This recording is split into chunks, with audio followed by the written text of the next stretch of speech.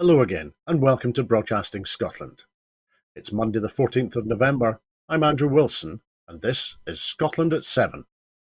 This evening, I have the latest daily update from Ukraine on day 264 of the illegal Russian war of aggression and imperial ambition, and then I will bring you today's headlines from Scotland and around the world. Ukraine's President Volodymyr Zelensky made a visit to the newly liberated city of Kherson, where he spoke to troops. Some people waved Ukrainian flags, and others had the flag draped over their shoulders as Zelensky addressed the crowd. US President Joe Biden and his Chinese counterpart, Xi Jinping, have reiterated their agreement that a nuclear war should never be fought in a long-awaited meeting in Bali earlier today. In remarks to the media after his meeting with China's President Joe Biden said that Kherson is a significant victory for Ukraine. Russian forces destroyed key infrastructure in Ukraine's southern city of Kherson before retreating, President Zelensky has said in his nightly address. Ukrainians hailed Russia's retreat from Kherson as Kyiv said it was working to demine the strategic southern city and restore power across the region. The head of Kherson's regional state administration said everything was being done to return normal life to the area. According to Russian media sources, the Ukrainian army has entered the city of Khyrovsk in the Kinburn Peninsula in the southern part of Kherson following an amphibious operation. President Zelensky has accused Russian soldiers of war crimes and killing civilians in Kherson. A pro-Russian tank gunner who was accused of firing into residential buildings in the Ukrainian port city of Mariupol has been sentenced to 12 years in prison for treason. Josep Borrell, the EU's High Representative for Foreign Affairs, has said Ukraine will decide when to enter talks with Russia, amid growing speculation that Western capitals might pressure Kyiv into negotiations. Putin's aim is to leave Ukraine cold and dark this winter, NATO's Secretary-General Jens Stoltenberg has said. Russian media, including RIA Novosti and TASS, are carrying allegations of mistreatment of Russian prisoners of war by their Ukrainian captors. Canada will provide Ukraine with another $500 million in additional military assistance, in addition to imposing sanctions on another nearly 24 Russians. Zambia's Foreign Affairs Minister has asked Russia to explain how one of its citizens who had been serving a prison sentence in Moscow ended up on the battlefield in Ukraine, where he was killed. The US Treasury Secretary Janet Yellen said on Sunday that some sanctions on Russia could remain in place even after any peace agreement with Ukraine, the Wall Street Journal has reported. And Ukraine has used the COP27 climate talks to address how Russia's invasion is causing the environmental as well as humanitarian catastrophe, with fossil fuels a key catalyst of the country's destruction. New analysis has found that expanding oil and gas exports would threaten the economic stability of many African countries, despite soaring fossil fuel prices. Demand for fossil fuels is likely to fall sharply in the medium term, according to a report published on Monday by the Carbon Tracker think tank. That makes relying on gas exports to fuel economic growth a short-term, risky strategy, while boosting solar power would provide a better long-term bet, the analysis has found. Although gas prices are high now, and the top 5 oil and gas companies alone have made profits of more than $170 billion so far this year, gas revenues would fall by half by 2040, and the gas market would see record low prices owing to shrinking demand, the report has forecast. That would leave Africa with huge investments in gas infrastructure, but no export market, if countries pursued a dash for gas now, the analysis found. Kofi Mbuk, the senior clean tech analyst at Carbon Tracker and lead author of the report, warned that companies investing in fossil fuels in Africa would be left with stranded assets. The energy transition from fossil fuels to renewables is inevitable and irreversible, he said. The growth in energy demand globally and regionally is now being met by renewables and squeezing out fossil fuel demand. In Africa and across emerging economies, solar and wind offer the best route for economic development. The future of Africa's vast gas reserves is a major topic at the COP27 UN Climate Summit in Egypt, now in its second week. Although not formally on the agenda for the UN talks, the conference is buzzing with talk of Africa's potential as a gas exporter. Countries including Nigeria, Senegal, Mozambique, Congo-Brazzaville, Equatorial Guinea and Algeria all have sizable gas reserves, as does the COP27 host country, Egypt. There are more than 600 fossil fuel executives and lobbyists at the talks, and a host of African heads of government who attended the Leaders' Summit segment of the summit last week were keen to use the opportunity to strike gas deals. The Scottish Child Payment has today been increased to £25 and has been extended to include eligible children up to the age of 16.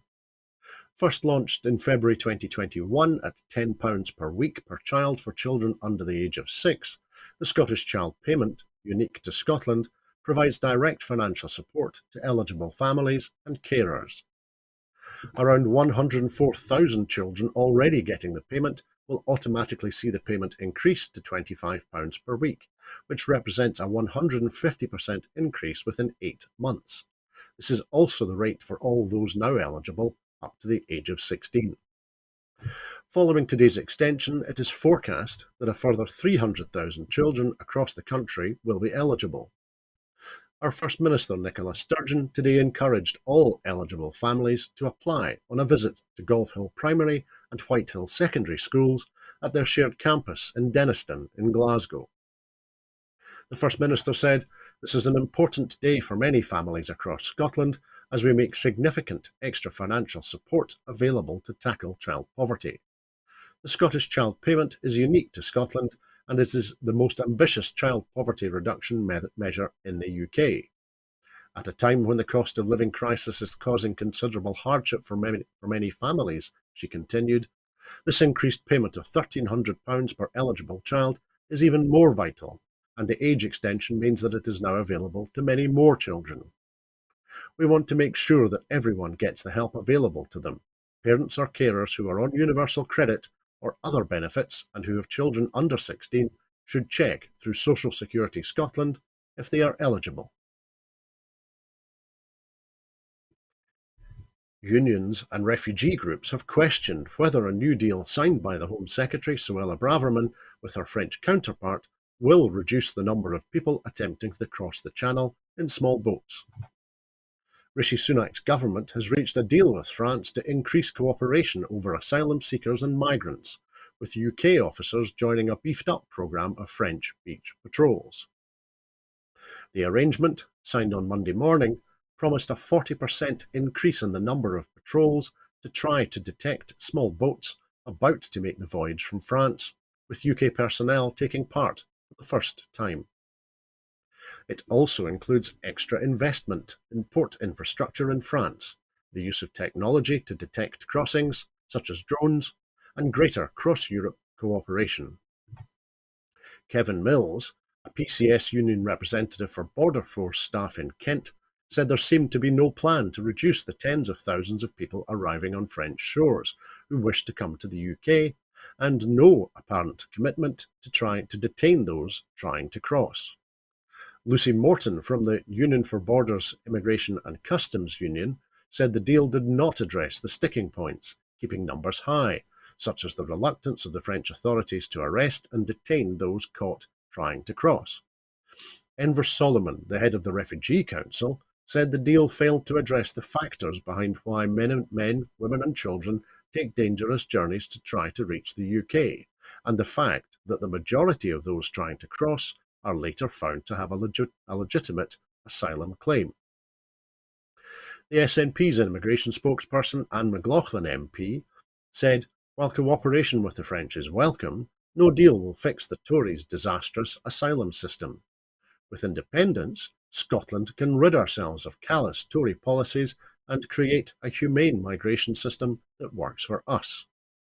We have seen deals like this before, and they have failed to significantly improve the situation. The UK government must instead focus on creating more safe and legal routes, which we know work, and to address the backlog of asylum decisions.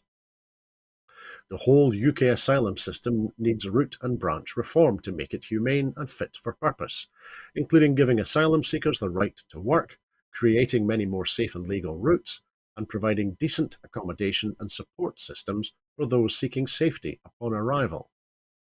She continued, but more immediately, the 10,000 asylum seekers who have been waiting for a decision for 3 years or more deserve an answer. These people should have already had their decision by now and could be working, paying tax, and contributing to our society. The money the UK government is using to pay the French for border control would be better spent on hiring and training more Home Office staff to get through the backlog. Brexit is the ultimate reason why the UK now faces a fresh round of austerity, a former interest rate setter at the Bank of England has said. The UK economy as a whole has been permanently damaged by Brexit. Michael Saunders, who was an external member of the Central Bank's Monetary Policy Committee, said today in an interview with Bloomberg TV. It has reduced the economy's potential output significantly, eroded business investment, he said, adding, if we hadn't had Brexit, we probably wouldn't be talking about an austerity budget this week. The need for tax rises, spending cuts wouldn't be there if Brexit hadn't reduced the economy's potential output so much. Saunders joined the rate-setting committee shortly after the result of the Brexit referendum in 2016 and left the role in August this year. He said the main legacy of that period was weak economic output. Prime Minister Rishi Sunak and Chancellor Jeremy Hunt have both warned that the autumn statement will probably include spending cuts and tax rises. Mr Hunt, who is to address Parliament on Thursday, said last week that there would be a tough road ahead. Mr Saunders' remarks came as calculations, compiled in an index by Bloomberg, suggested the US dollar value of shares listed in London had been overtaken by Paris. This means that London has lost its crown as the biggest hub for stock market listings in Europe. Asked about the turn of events, Saunders said it was only one illustration of the broader damage caused by Brexit. The SNP Shadow Chancellor Alison Thewlis MP said Brexit doesn't work. It has been nothing short of an unmitigated disaster, an act of economic self-sabotage which experts are warning has permanently damaged the UK economy and is playing a major part in the new era of austerity being ushered in by the Tory government. The SNP has been clear that the upcoming budget must be used to deliver real and targeted support for households and businesses. Instead, the Prime Minister and his Chancellor are preparing to usher in a new era of devastating Tory austerity. With both Labour and the Tories committed to the long-term damage of Brexit, she continued, it's clear that the only way to escape Brexit, Westminster control, and to build a more prosperous future inside the EU is through independence. The UK's largest business lobby group has urged Jeremy Hunt to use this week's autumn statement to shake up immigration rules to support companies struggling with chronic staff shortages and a looming recession. The head of the Confederation of British Industry said urgent action was required from the Chancellor on Thursday to bolster the economy, including tough political choices to allow more overseas workers in the UK as employers struggle with a desperate lack of staff. With Mr Hunt expected to offer thin gruel for businesses and individuals in an autumn statement focused on balancing the books through tax rises and spending cuts, the CBI said cost-free options to bolster economic growth had to be taken or businesses would go into hibernation this winter. After the financial storm caused by Kwasi Kwarteng's disastrous mini-budget, Tony Danker, the Director General of the CBI, said its members agreed to tough fiscal choices on spending and tax. However, CBI members feared the government was not willing to face down backbench Conservative MPs on issues such as immigration and planning reform, which divide the Tory party but could support the economy. Ahead of what is expected to be an austerity budget, the lobby group, which speaks on behalf of 190,000 firms nationwide, said failure to tackle workforce shortages and to encourage business investment would be highly damaging for the economy in the short and long term. Company bosses warn that sectors including hospitality, construction, and manufacturing are suffering the worst staff shortages. The CBI said that the government's shortage occupation list, which offers easier work visas for overseas workers in specified jobs, could be expanded. Student and graduate visa routes could also be added, as well as visas linked to specific economic projects. It comes amid signs of a collapse in business confidence after the turmoil unleashed by Truss's mini budget. According to a poll of 1,400 UK firms by Accenture and S&P Global, boardroom confidence fell to its lowest level in at least 13 years in October. Industry leaders have warned that crippling energy costs are of growing concern ahead of a cliff edge in support next spring when the government's energy bill relief scheme is due to end on the 31st of March. The UK government has announced that businesses will be given an additional 2 years to apply new product safety marking. The UK government will continue to recognise the CE product marking in the UK for a further 2 years, allowing businesses to use either the UKCA or CE markings. The move will cut costs for businesses and remove potential disruption, and future product marking plans are to be reviewed to minimise costs and burdens for business in the longer term. The UK conformity assessed UKCA marking has been introduced as part of the UK's post-Brexit regulatory framework to replace the EU's CE mark, which shows that products comply with product safety regulations which are designed to protect consumers. The Business Secretary Grant Shapps blamed the difficult economic conditions created by post-pandemic shifts in demand and supply and Putin's war in Ukraine and the associated high energy prices. He said that the UK government does not want to burden business with the requirement to meet the original 31st of December 2021 deadline. The UK government says it will continue to recognise the CE marking for a further 2 years, allowing businesses until the 31st of December 2024 to prepare for the UKCA marking, adding that businesses can also use the UKCA marking, giving them flexibility to choose which marking to apply.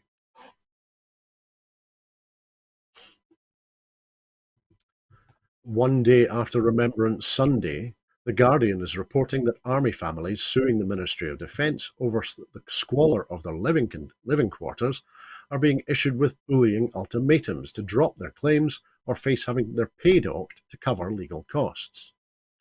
Hundreds of military families are understood to be looking at legal redress at a time when the service family accommodation system has been overwhelmed with complaints. The MOD has not been turning up to defend legal claims already lodged, made on the grounds that the government has failed to provide safe and well-maintained homes. Government lawyers have instead sent aggressive letters, warning that unless the claims are discontinued, then the MOD will seek full costs in the event of a subsequent judgment in their favour.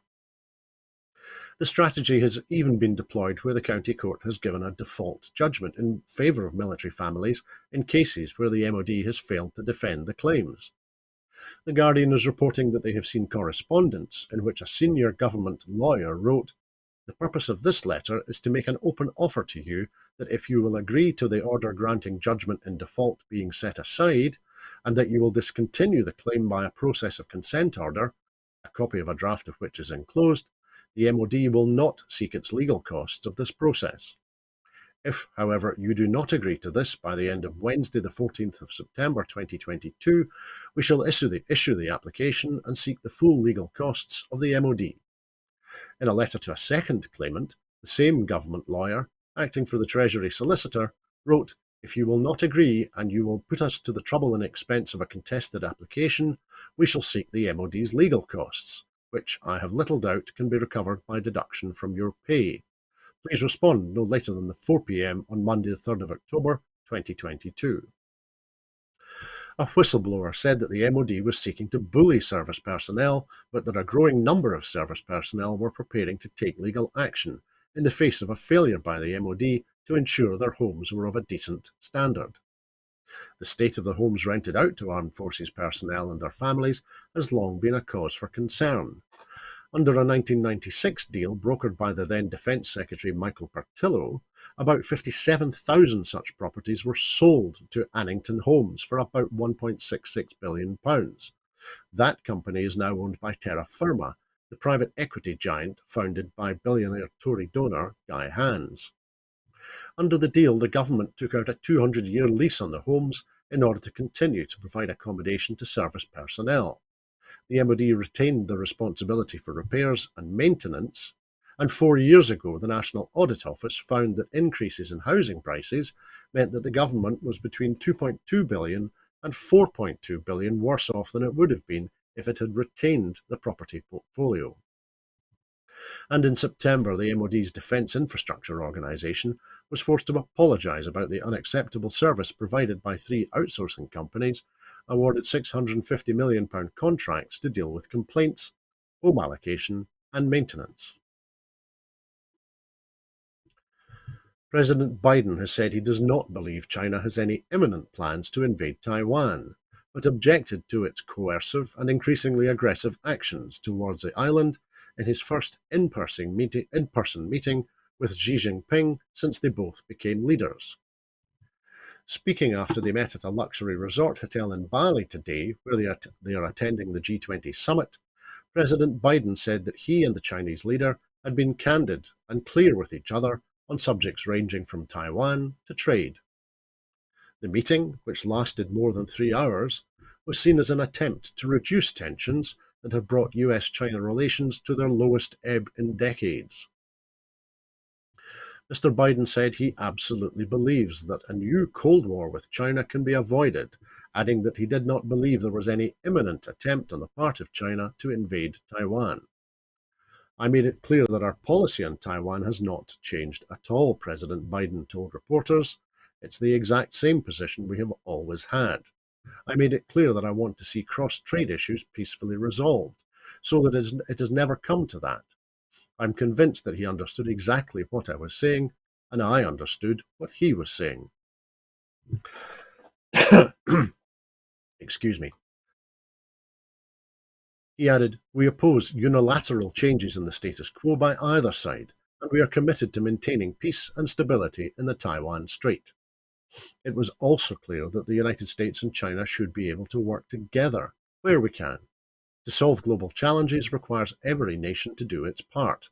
We discussed Russia's aggression against Ukraine and reaffirmed our shared belief that the threat or use of nuclear weapons is totally unacceptable.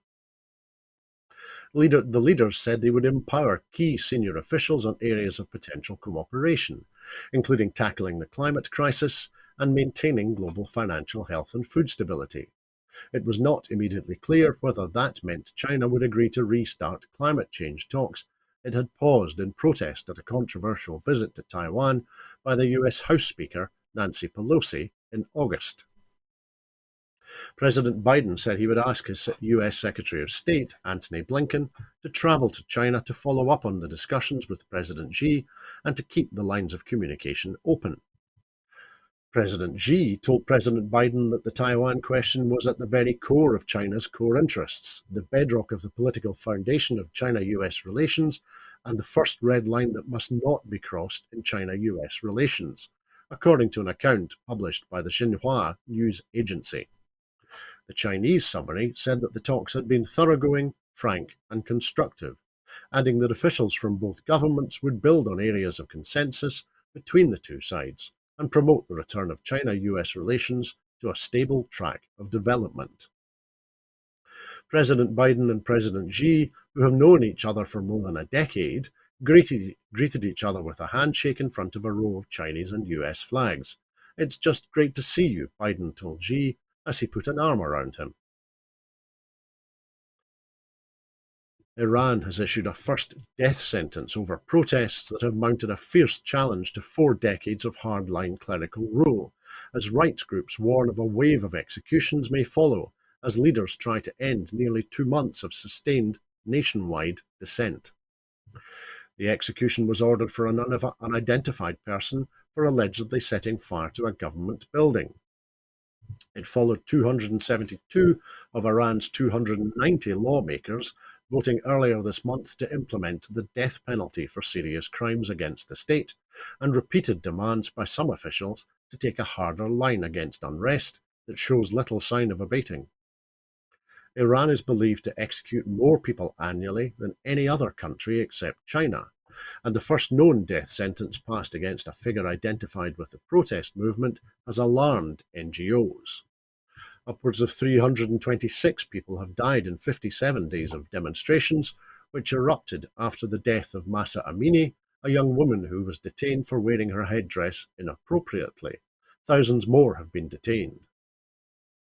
Meanwhile, Iranian officials behind the violent repression of protests across Iran have been hit with new European sanctions, as President Emmanuel Macron declared the ongoing unrest to be a revolution and claimed that nuclear talks with Western powers had reached a prolonged standstill. Today, the EU flagged sanctions against 29 people and 3 organisations. The list included prominent members of the Revolutionary Guard, who have spearheaded a crackdown that has now lasted nearly 8 weeks, marking the biggest test to hardline Islamic rule imposed 43 years ago. The sanctions mean a travel ban and freeze on any assets held in the EU, and EU-based residents and organisations are prohibited from sending money to sanctioned individuals. The list includes Iran's Interior Minister Ahmed Vahidi, who is in charge of the country's security forces, which are widely seen as responsible for the death of at least 70 people and the serious injuries of hundreds more during the repression of protests. Also targeted are the 2 male and 2 female officers of Iran's morality police, who arrested 22-year-old Mahsa Amini for, as they claimed, not wearing her hijab correctly. The EU listing for these individuals states, according to reliable reports and witnesses, she was brutally beaten and mistreated in custody, which led to her hospitalization and death. 2 groundbreaking projects aim to transform the lives of adopted children and young people in Scotland. Adoption UK Scotland's #E project has helped dozens of young adoptees gain confidence and learn new skills since its launch in the summer of 2021. Older participants have also been given the opportunity to join the project's Youth Advisory Board, where they have had an input into the running of the charity's services and have learned how to make their voices heard by decision makers and politicians. Meanwhile, the Association for Fostering Kinship and Adoption, Scotland's Staying Connected project, is working with 6 local authorities to create a transitions toolkit, which will enable social workers across the country to better support adopted children and young people through the adoption process and beyond. Both projects are being celebrated during this year's Adoption Week Scotland, which focuses on adopted people's connection with family, past, present, and future. Anne Gillis, the AFKA director, explains the landscape of care in Scotland is changing, and the numbers of children requiring adoption out with their birth family is reducing. However, there are still children who cannot live within their family of origin and for whom adoption can provide family care, now and in the future. Claire Hockey, the Minister for Children and Young People, said, "Adoption Week is our chance to celebrate the positive difference that adoption is making to children and young people across Scotland. It is a chance to come together to recognise the importance of loving, supportive relationships throughout life." She continued, "I'd like to thank everyone involved in these projects that are championing the voices of young people with care experience. We continue to work in partnership with the adoption sector to keep the promise by ensuring that adoptive families get the right support at the right time." And that is all that we have for you this evening. In making these programmes, Broadcasting Scotland relies on the support of viewers and others who value our distinctive approach to news, current affairs and culture. Please help us to continue to make these programmes, to continue to develop the station, and to make new programmes for you. To everyone who has donated, and to everyone who has signed up to make a regular monthly payment, thank you very much. Our programmes will always be free to view. However, if you can afford £5 a month, please consider becoming a Broadcasting Scotland supporter. We have set ourselves a target of adding 10,000 new supporters to enable us to employ staff to make more programmes. There are other ways in which you can contribute to our work. If you would like to volunteer to work with Broadcasting Scotland, either behind the scenes or in front of the cameras, or in any other way that helps our work and promotes the station, then please visit our website at www.broadcastingscotland.scot and send us a message there. You can find us on Twitter at BroadcastScot. Please like and retweet us there. And you also can find us on Facebook by searching for Broadcasting Scotland. When you're watching us on YouTube, it would be great if you would like and subscribe to Broadcasting Scotland on that platform. Meantime, we will be back tomorrow evening at 7 o'clock with the next edition of Scotland at 7, so please come back and join us then. I'd like to thank everyone who's been watching Broadcasting Scotland this evening. Please have a very peaceful evening. Bye-bye.